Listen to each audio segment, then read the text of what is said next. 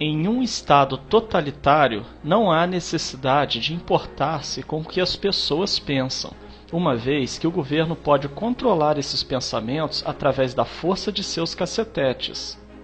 Mas em um estado democrático, onde não se pode controlar as pessoas pela força, há que se controlar o que as pessoas pensam, e para isso, utiliza-se de técnicas de manipulação de massa. Adiante, citaremos as 10 técnicas de manipulação listadas por Noam Chomsky, um linguista, filósofo, cientista cognitivo, comentarista e ativista político norte-americano, referenciado em âmbito acadêmico como o pai da linguística moderna. Também é uma das mais renomadas figuras no campo da filosofia analítica. Número 1. A estratégia da distração. O elemento primordial do controle social é a estratégia da distração, que consiste em desviar a atenção do público dos problemas importantes e das mudanças decididas pelas elites políticas e econômicas, mediante a técnica do dilúvio ou inundação de contínuas distrações e de informações insignificantes. A estratégia da distração é igualmente indispensável para impedir ao público de interessar-se pelos conhecimentos essenciais na área de ciência, da economia, da psicologia, da neurobiologia e da cibernética. Consiste em manter a atenção do público distraída, longe dos verdadeiros problemas sociais, cativada por temas sem importância real. Manter o público muito ocupado, sem nenhum tempo para pensar nas coisas que realmente têm importância. Estratégia de número 2. Criar problemas, depois oferecer soluções. Este método também é chamado de problema-reação-solução. Cria-se um problema, uma situação prevista para causar certa reação no público, a fim de que este seja o mandante das medidas que se deseja fazer aceitar.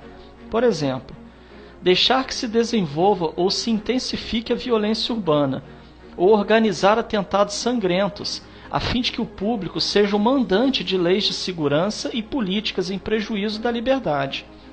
Ou também, criar uma crise econômica para fazer aceitar como um mal necessário o retrocesso dos direitos sociais e o desmantelamento dos serviços públicos. Número 3.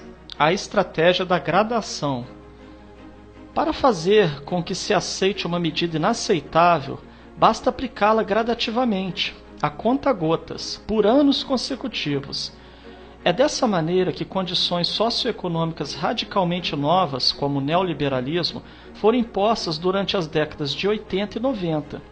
Estado mínimo, privatizações, precariedade, flexibilidade, desemprego em massa, salários que já não asseguram uma vida decente, tantas mudanças que haveriam provocado uma revolução se tivessem sido aplicadas de uma só vez. Número 4. A estratégia do deferido. Outra maneira de se fazer aceitar uma decisão impopular é de apresentá-la como sendo dolorosa e necessária, obtendo a aceitação pública no momento para uma aplicação futura. É mais fácil aceitar um sacrifício futuro do que um sacrifício imediato. Primeiro, porque o esforço não é empregado imediatamente.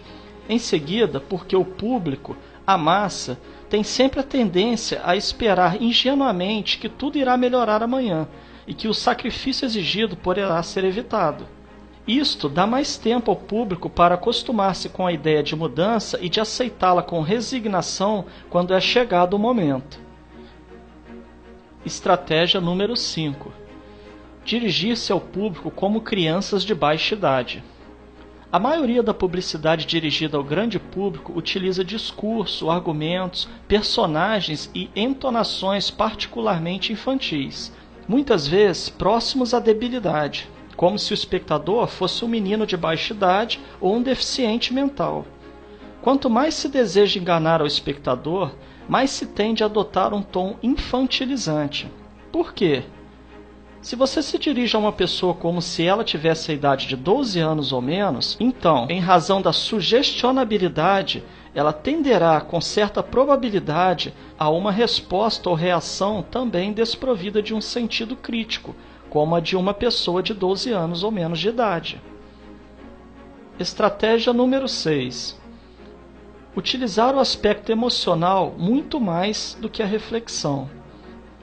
Fazer uso do aspecto emocional é uma técnica clássica para causar um curto-circuito na análise racional e, por fim, ao sentido crítico dos indivíduos. Além do mais, a utilização do registro emocional permite abrir a porta de acesso ao inconsciente para implantar ou enxertar ideias, desejos, medos e temores, compulsões ou induzir comportamentos. Estratégia de número 7. Manter o público na ignorância e na mediocridade. Consiste em fazer com que o público seja incapaz de compreender as tecnologias e os métodos utilizados para seu controle e sua escravidão.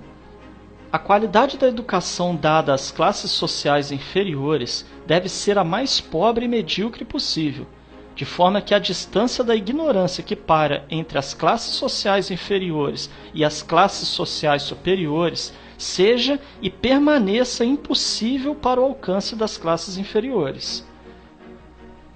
Estratégia de número 8. Estimular o público a ser complacente na mediocridade.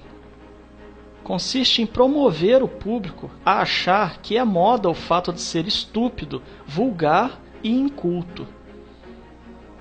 Estratégia de número 9. Reforçar a revolta pela autoculpabilidade. Fazer o indivíduo acreditar que é somente ele o culpado pela sua própria desgraça, por causa da insuficiência de sua inteligência, de sua capacidade ou de seus esforços. Assim, ao invés de rebelar-se contra o sistema econômico, o indivíduo se autodesvalida e culpa-se, o que gera um estado depressivo do qual um dos seus efeitos é a inibição de sua ação. E sem ação não há revolução. Estratégia de número 10. Conhecer melhor os indivíduos do que eles mesmos se conhecem. No transcorrer dos últimos 50 anos, os avanços acelerados da ciência têm gerado crescente brecha entre os conhecimentos do público e aqueles possuídos e utilizados pelas elites dominantes. Graças à biologia, à neurobiologia e à psicologia aplicada, o sistema tem desfrutado de um conhecimento avançado do ser humano, tanto de forma física como psicologicamente. O sistema tem conseguido conhecer melhor o indivíduo comum do que ele mesmo conhece a si próprio. Isto significa que, na maioria dos casos, o sistema exerce um controle maior e um grande poder sobre os indivíduos do que os indivíduos a si mesmos. Observando essas 10 estratégias citadas por Noam Chomsky, certamente poderemos fazer relações com o que vivemos atualmente, principalmente no campo político. Portanto, é dever de cada um analisar cada fato e notícia a partir de seu próprio ponto de vista, reunindo a maior quantidade de informações possível. Somente assim conseguiremos anular os efeitos manipuladores que estão embutidos nas propagandas, notícias e acontecimentos.